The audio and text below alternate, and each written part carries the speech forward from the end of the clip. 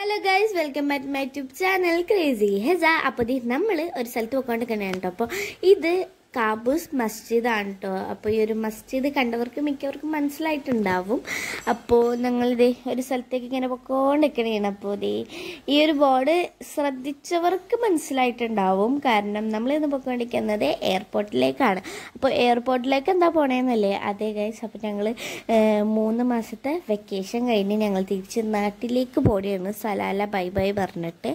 അങ്ങനെ ഞങ്ങളിത് എയർപോർട്ടിൻ്റെ അകത്തേക്ക് കയറാനാണ്. നല്ല സങ്കടമുണ്ട്. കാരണം സലാലയെ വിട്ട് പോണതിൻ്റെയും വാപ്പാരെ വിട്ട് പോണതിൻ്റെയും എല്ലാം നല്ല സങ്കടവും കാര്യങ്ങളും എല്ലാം ഉണ്ട്. അങ്ങനെ കാറൊക്കെ ഞങ്ങൾ പാർക്ക് ചെയ്ത് ലഗേജും കാര്യങ്ങളും എല്ലാം എടുക്കണേണ്. അത് കഴിഞ്ഞിട്ട് ഞങ്ങൾ ഡ്രസ് കോഡായിരുന്നു ഗൈസ്. ജീൻസിൻ്റെ അച്ചും വാപ്പായും ജീൻസിൻ്റെ ഷർട്ടും, ഞാനും ഉമ്മയും ജീൻസിൻ്റെ ഈ ഒരു സ്കേർട്ടും ആയിരുന്നു. എൻ്റെ കോസ്റ്റ്യൂം എങ്ങനെയുണ്ടെന്ന് നിങ്ങൾ പറയണം ഗൈസ്. പിന്നെ എൻ്റെ സ്കൂൾ ബാഗാണ് കേട്ടോ, വൈറ്റ് കളറാണ് മുകളിലിരിക്കുന്നത്. പുതിയത് വാങ്ങിച്ചതാണ്. എന്നിട്ട് അതിൻ്റെ അകത്ത് ഡ്രസ്സും കാര്യങ്ങളൊക്കെ കുത്തി കയറ്റി ഞങ്ങൾ കൊണ്ടുതന്നെയാണ്.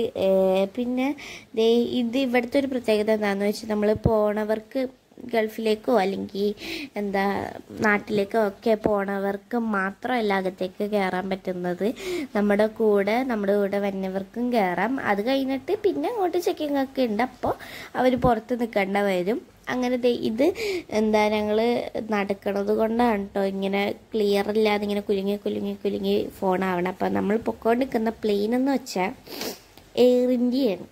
എയർ ഇന്ത്യ ക്രാഷായി 2 ആഴ്ച കഴിഞ്ഞപ്പോഴാണ് ഞങ്ങൾ പോകുന്നത്. അതിൻ്റേതായ പേടിയുണ്ടായിരുന്നു ഗൈസ്. കാരണം നല്ല പേടിയായിരുന്നു. പിന്നെ അച്ഛന് വിൻഡോ സീറ്റ് കിട്ടിയപ്പോൾ അവൻ്റെ അതിൽ കൂടെ നോക്കണേണ്. അങ്ങനെ അവനും കുറേ എക്സൈറ്റഡ് ആയിരുന്നു.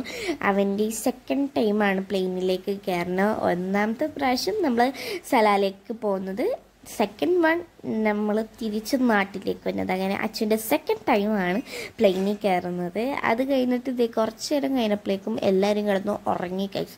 അങ്ങനെ പിന്നെ ഞങ്ങൾ വിചാരിച്ചതെന്ന് വെച്ച് കഴിഞ്ഞാൽ ക്ലാഷായിട്ട് 2 ആഴ്ച അതിനായിട്ടാണ് പോകുന്നത്. അതല്ല, ഇൻസ്റ്റയിലും കാര്യങ്ങളിലൊക്കെ ആരും പ്ലെയിനിലില്ല എന്നാണ്. പക്ഷെ കുറേ പേരുണ്ടായിരുന്നു, എല്ലാ സീറ്റിലും ആൾക്കാരുണ്ടായി.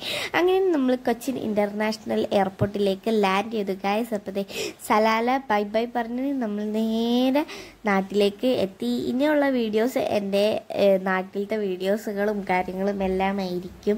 അങ്ങനെ അലുവും മാമയൊക്കെ വന്നിട്ടുണ്ടായിരുന്നു. അങ്ങനെ ഞങ്ങൾ കാറിൽ കയറി തിരിച്ച് പൊക്കോണ്ടിരിക്കണേ കേട്ടോ വീട്ടിലേക്ക്. അപ്പം ഇത്രയേ ഉള്ളൂ. Like, share, subscribe. അപ്പോൾ ഇത്രയേ ഉള്ളൂ. Love you and bye guys.